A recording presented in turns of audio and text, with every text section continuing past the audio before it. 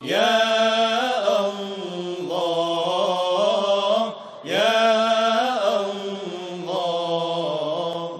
یا اللہ یا اللہ اللہ یا اللہ اللہ یا اللہ جل اللہ یا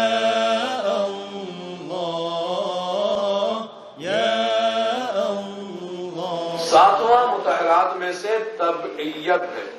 ٹھیک ہے. تبعیت کا مطلب کیا ہے؟ تبعیت کا مطلب یہ ہے کہ ایک نجس چیز کے پاک ہو جانے سے اور بھی بہت سی نجس چیزیں خود بخود پاک ہو جاتی ہے. ہم نے ایک نجس چیز کو پاک کیا ہے، اس کے پاک ہونے سے اور بھی بہت سی نجس چیزیں خود بخود پاک ہو جاتی ہیں. ہم نے پاک نہیں کیا، خود بخود ہو گئی. اس کی مثال ہی کافر کو لے لیں آپ.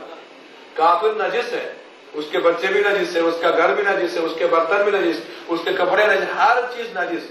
لیکن جب اس نے کہا لا الہ الا اللہ محمد رسول اللہ، مسلمان ہو گیا، پاک ہو گیا، اس کے بچے بھی پاک، اس کا گھر بھی پاک، اس کے برتن پاک، اس کے لباس پاک، اس کی رطوبت پاک، ہر چیز پاک.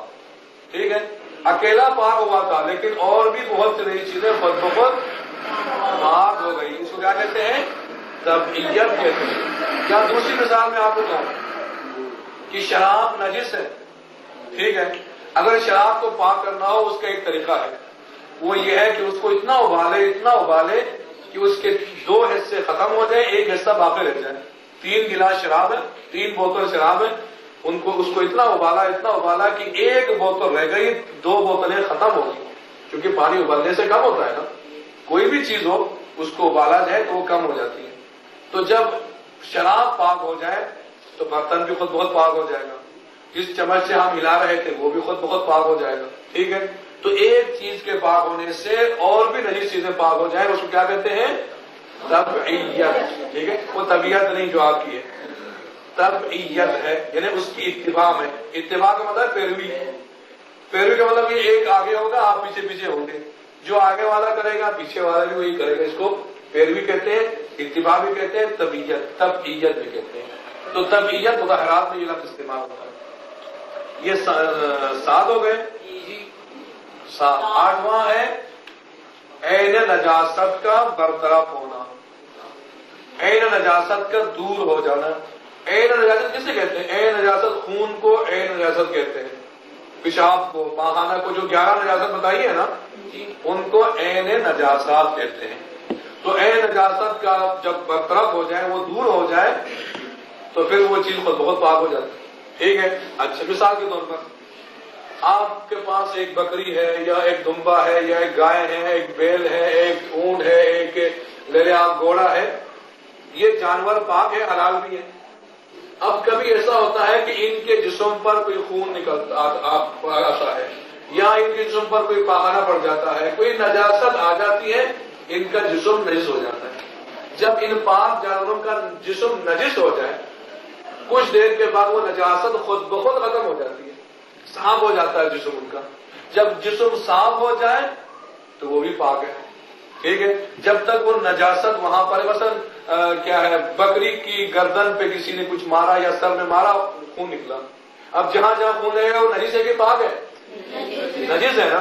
اب کچھ دیر کے بعد اس کا زخم بھی ٹھیک ہو گیا اور خون بھی ختم ہو گیا، تو اس کا سر جہاں خون لگا ہے وہ پاک ہو جاتا ہے. اس کو کہتے ہیں عین نجاست کا دور ہو جانا. یا آسان ایک اور مثال دیتا ہوں آپ کو. آپ کے دانتوں کے اندر تھوڑا سا خون نکلا، آپ نے وہ خلال کیا. خلال کہتے ہیں جب دانتوں کو صاف کریں آپ اس سے، ٹنکے سے یا کسی تیلی سے وغیرہ سے. ٹھیک ہے. تو اس سے خون تھوڑا سا نکلتا ہے، تو وہ خون کچھ دیر کے بعد اندر ہی اندر حل ہو جاتا ہے، ختم ہو جاتا ہے. کچھ دیر کے بعد دیکھتے ہیں کوئی خون نہیں ہے، تو منہ خود بہت پاک ہے. لیکن یہاں ایک نقطہ ذہن میں رکھیں، ایک باریک مسئلہ ہے.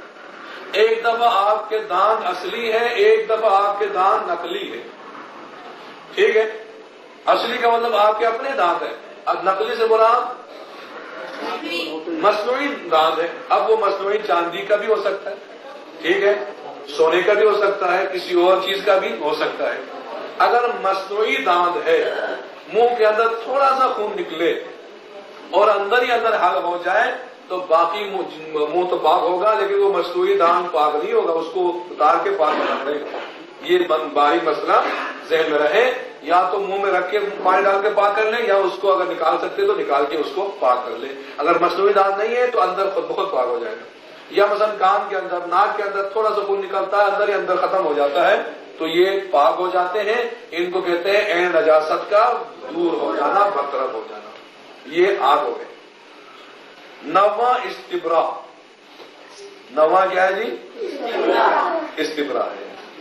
استبرا وہ استبرا نہیں جو ہم نے پرسوں بتایا، یہ جانوروں کا استبرا ہے۔ وہ جانور، وہ پاک اور حلال جانور جن کی خوراک انسان کا پاخانہ بن جائے۔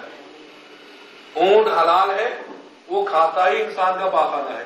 بکری بھی اسی طرح، گائے بھی اسی طرح وہ کیا ہے، وہ کیا کہتے ہیں، دمبا بھی اسی طرح، مرغی بھی اسی طرح، اور بطخ بھی پاک ہے نا، حلال ہے، وہ بھی انسان کا فضلہ کھا لیں، ان کی خوراک بن جائے، ٹھیک ہے، وہ ہمیشہ یہی چیز کھاتے ہیں، تو ان کا جسم نجس ہو جائے گا، وہ حرام ہو جائیں گے جب تک وہ پاک استبرا نہیں کریں گے۔ اب استبرا کا طریقہ یہ ہے کہ کچھ دیر کے لیے ان جانوروں کو پاک چیزیں کھلائیں اور ان کو بند رکھیں تو یہ پاک ہو جاتے ہیں۔ اگر اونٹ کو پاک کرنا ہو تو 40 دن پاک چیزیں کھلائیں، پاک ہو جائے گا، ٹھیک ہے جی۔ اگر گائے کو پاک کرنا ہو تو 20 دن اس کو پاک چیزیں کھلائیں تو وہ پاک ہو جائے گی۔ اگر بکری ہے یا بھیڑ ہے، اگر وہ نجس کھا کے نجس ہو جائے، ان کو پاک کرنا ہو تو 10 دن ان کو کھلائیں تو کیا ہوگا؟ پاک ہو جائیں گے۔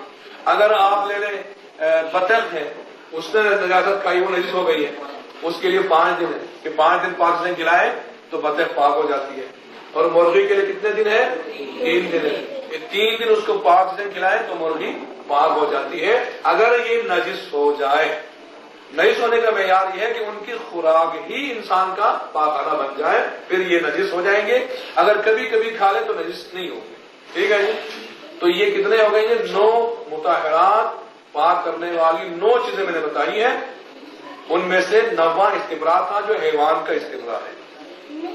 اب اس کے بعد ہے 10واں، یہ بھی ہمارے کام کا ہے، مسئلہ ہے، بہت ہی اہم مسئلہ ہے، وہ یہ ہے کہ مسلمان کا غائب ہو جانا۔ اب مسلمان غائب ہو جائے تو پھر یہ پاک ہو جاتا ہے۔ کیسے؟ میں ابھی آپ کے سامنے ہوں، میرے لباس نجس ہو گئے، یا میرا ہاتھ نجس ہو گیا، میرا جسم لباس نجس ہو گئے، اب یہاں میں نجس ہو گیا، میں چاہنے چلا گیا، کل میں یہاں پہ آتا ہوں، آپ مجھے بھی پاک سمجھیں گے، میرے کپڑوں بھی پاک سمجھیں گے، میری ہر چیز کو کیا سمجھیں گے؟ کیوں سمجھیں گے؟ اس لیے کہ میں مسلمان ہوں۔ آپ کو یہ گمان ہونا چاہیے کہ میں نے جا کے ان کو پاک کیا ہے، اگرچہ در واقع در حقیقت میں نے پاک نہ بھی کیا ہو، آپ کو یہ گمان اور حسن ظن، اچھا گمان رکھنا چاہیے کہ میں نے پاک کیا ہے، تو آپ کے لیے پھر کوئی مسئلہ نہیں ہوگا۔ مثلا آج یہاں پہ کچھ برتن تھے، گلاس وغیرہ پڑے ہوئے ہیں، یہ نجس ہو گئے تھے، کل ہم یہاں آئیں گے تو ہمیں یقین کرنا چاہیے کہ یہ پاک ہے۔ کیوں؟ اس لیے کہ یہ گھر والے مسلمان ہیں، مومن ہیں، انہوں نے ان کو پاک کیا ہوگا، ٹھیک ہے۔ تو مسلمان کا غائب ہونا، اتنی دیر غائب ہو جائے کہ اتنی دیر میں ان چیزوں کو پاک کیا بھی جا سکتا ہو۔ ایسا نہ ہو کہ کچھ دیر کے لیے پانی کے باہر جائیں پھر اندر آ جائیں تو پاک سمجھے، ایسا نہیں ہوگا۔ اتنی دیر وہ غائب رہے کہ اس دیر میں ان چیزوں کو پاک کرنے کا ٹائم ہو، وقت ہو، تب وہ پاک سمجھا جائے گا، اگر نہیں ہے تو نہیں سمجھا جائے گا۔ یہ کتنے ہو گئے جی؟ 10۔ تو 11 چیزیں نجاسات ہیں کہ جو نجس ہے، نجس العین ہے، جو کبھی پاک نہیں ہو سکتی۔ 10 چیزیں مطہرات ہیں، پاک کرنے والی ہیں۔ کیا مجھے یہ بتائیں کہ یہ 10 چیزیں جو پاک کرنے والی ہیں، ان 11 چیزوں کو پاک کرتی ہیں؟ نہیں کرتی۔ ان 11 چیزوں کو دنیا کی کوئی طاقت پاک نہیں کر سکتی، ٹھیک ہے، بلکہ ان 11 چیزوں کی وجہ سے جو چیز نجس ہو جائے اس کو پاک کرتی ہے یہ 10 چیزیں، ٹھیک ہے۔ اچھا، پانی کتے کو پاک نہیں کر سکتا، اس چیز کو پاک کر سکتا ہے جس کو کتا نجس کرے، ٹھیک ہے۔ اس برتن کو پاک کر سکتا ہے جس کو کتا چاٹے یا اس میں پیے یا اس میں کھائے، ٹھیک ہے نا۔ اسی طرح زمین کتے کے پاؤں کو جو ہے وہ تلوے کو پاک نہیں کر سکتی، بلکہ اس کی وجہ سے اگر ہمارا پاؤں کا تلوا نجس ہو جائے چلنے سے وہ پاک ہو جائے، سمجھیے میری بات. تو یہ پاک جو 10 پاک کرنے والی چیزیں ہیں، یہ ان 11 نجاسات کو تو پاک نہیں کر سکتی، بلکہ ان چیزوں کو پاک کر سکتی ہے جو ان 11 میں سے کسی کی وجہ سے نجس ہو جائے. یہ میں نے پھر پہلے بتایا تھا، آج پھر بتاؤں گا.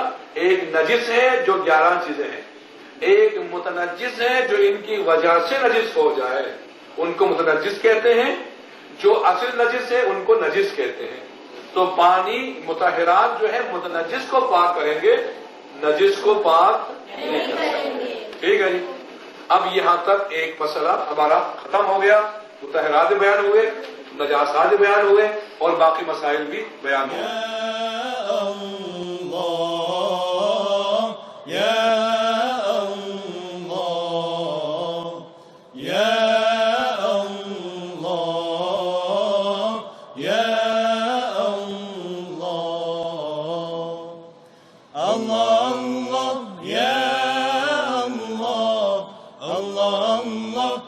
Ya Allah, Jalla Allah, Ya